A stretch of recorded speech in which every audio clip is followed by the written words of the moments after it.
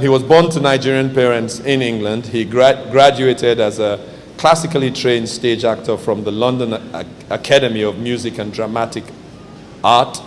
He started out on stage, was the first black actor to play a King of England for the Royal Shakespeare Company, and then he went on to do some TV shows. He got prominence as Danny Hunter in the British TV drama series Spooks. He's worked extensively in the United States, appeared in movies like The Butler, The Last King of Scotland. But then he really came to prominence for a section of the world when he acted the role of Martin Luther King Jr. In the acclaimed 2014 movie Selma.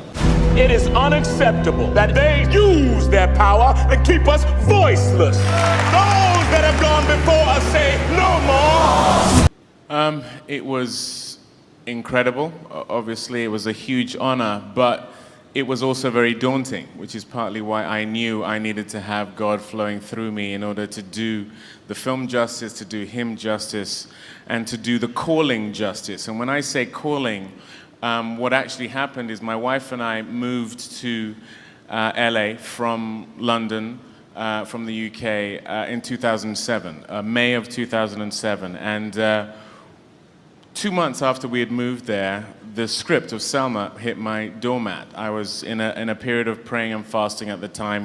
We were doing that at our church in LA. And you hear God more keenly when that's the case. And I felt God say to me on the 27th of July, 2007, that I was going to play Dr. King in the film Selma. Now, to give you context, I hadn't done any American movies at that point. I'm a British actor. I don't particularly think I look like Dr. King. I'd never had ambitions to play Dr. King.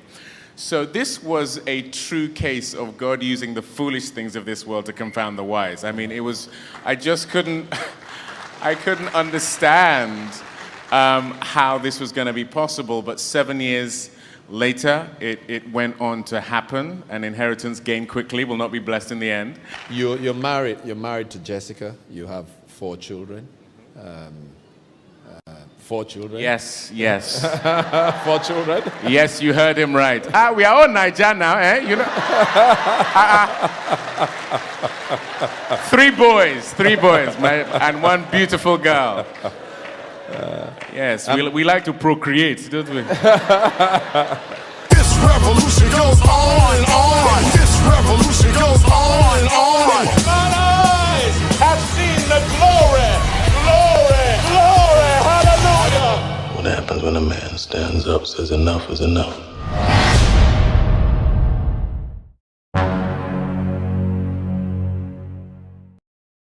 So Esther, do you want to tell me why maths is your favourite subject? I just love maths.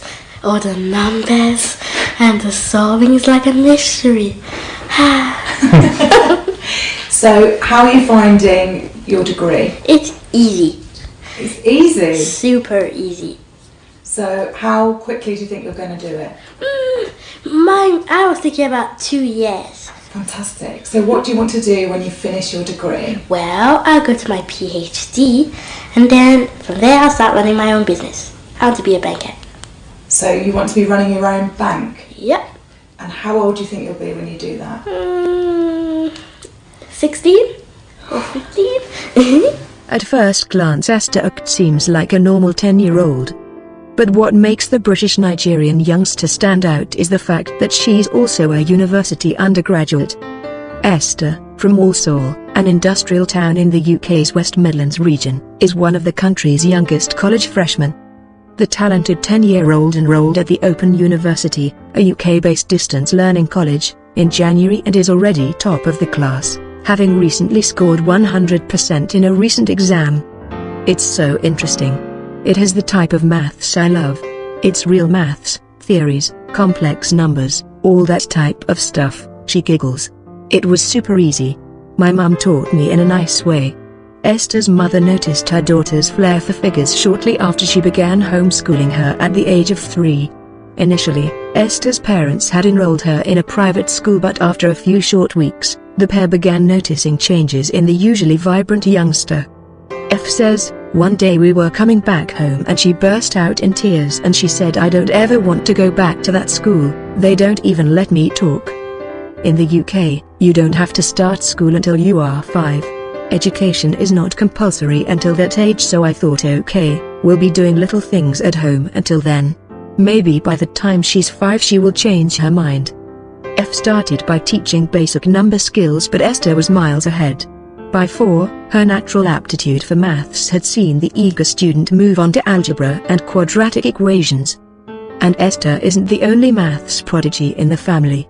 Her younger brother Isaiah, 6, will soon be sitting his first A-level exam in June. A philanthropic family.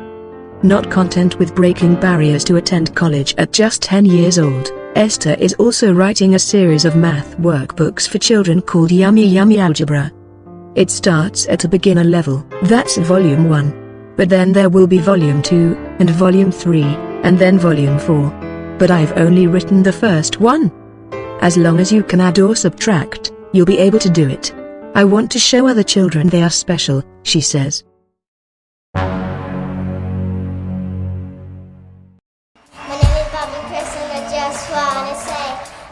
As the adorable daughter of pop icon Whitney Houston, Bobby Christina Brown was thrust into the spotlight at a tender age. Born in Livingston, New Jersey in 1993, she was the only child of Houston and R&B singer Bobby Brown.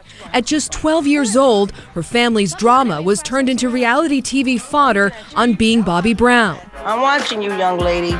Then, in 2012, tragedy. Whitney died suddenly, her mother's shocking death sending Bobby to Cedars-Sinai Medical Center in Los Angeles. I'm gonna make it now. It's gonna be good. As Bobby tried to recover from the loss, cameras went along for Lifetime's The Houstons on Our Own. But you see how happy you are? I really was. We gotta find this girl again. That girl's just been through a lot. I miss her so much. Estranged from her father for nearly 2.5 years after Whitney's death, she shared this photo of them reuniting in June of 2014. Her parents struggled with addiction, and Bobby, too, faced allegations of drug use. I wanted to do the right thing. And all I'm trying to do is guide her to the right place in her life. But Bobby tried to move forward, explaining on Oprah's Next Chapter how she was coping with her mother's death. I can hear her voice, in spirit talking to me and telling me, keep moving, baby. I'm right here. I got you. As Bobby Christina dealt with the loss of her mother, she sparked a romance with Nick Gordon. The relationship raised eyebrows. Days before she was found unresponsive in a bathtub at the home she shared with Gordon, she posted these photos on Instagram and tweeted, "Miss you, Mommy, so much. Loving you more every second."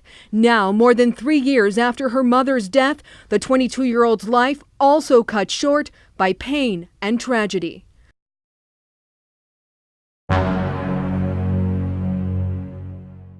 This has been a truly shocking case. Shocking that a man would plan and carry out such a violent and abhorrent attack with the sole intention of destroying the life that he helped to create. And shocking that any person would help him committing this crime. But Wilson was not a willing father to be. The court heard how selfish and manipulative Wilson is. He didn't want a baby or the responsibility that came with being a father. His subsequent girlfriend also fell pregnant by him, but had a termination. Mallory didn't want this. She loved baby Joel and was looking forward to motherhood. So Wilson threatened her. He threatened her emotionally, that he would commit suicide or that he would leave her and move to Ghana. And when that didn't work, he took matters into his own hands and brutally assaulted her with such tragic consequences. Make no mistake, Wilson carefully planned this attack. Just as he manipulated others, he similarly sought to thwart the police investigation by laying a false trail to evade justice. Fortunately, people can be reassured that Met Police detectives are skilled at unpicking the detail of such plans, and it's clear in the verdict that the jury delivered today that they saw through Wilson's account.